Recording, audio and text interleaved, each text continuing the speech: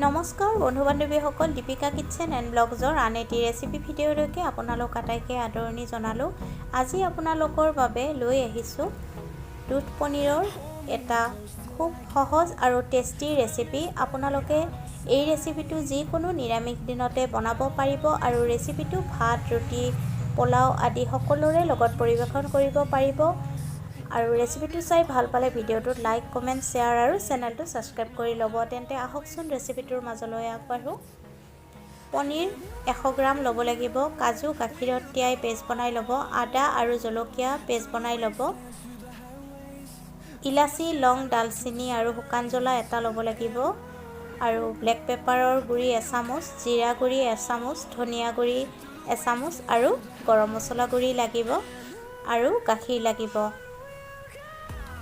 কেৰাহী এটা গৰম হ'বলৈ দিব আৰু গৰম হ'লে তাত ঘিউ সৰু চামুচেৰে এচামুচ দি দিব আৰু ৰিফাইন তেল দি দিব এচামুচ। এতিয়া শুকান জলকীয়া, ইলাচি, লং আৰু ডালচেনি দি দিব আৰু 30 ছেকেণ্ড সময় ভাজি ল'ব। এতিয়া পনীৰখিনি দি দিব আৰু পনীৰখিনিও অলপমান সময় ভাজি ল'ব লাগিব।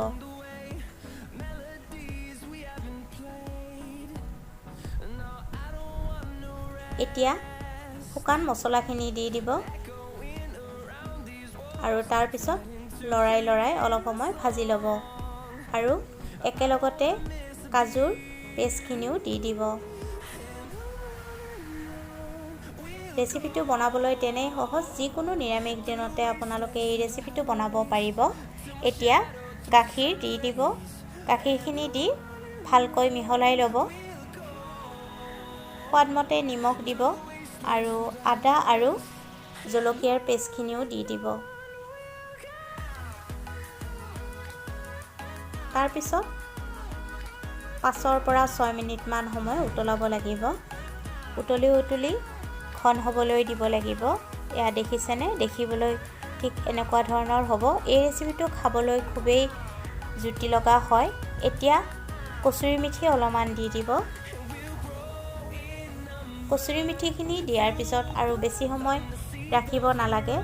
পুনৰ 2 পৰা 3 মিনিটমান সময় ৰাখিব লাগিব আৰু নমোৱাৰ আগে অলপমান চেনি দি দিব আৰু চেনিখিনি দি ভালকৈ মিহলাই ল'ব।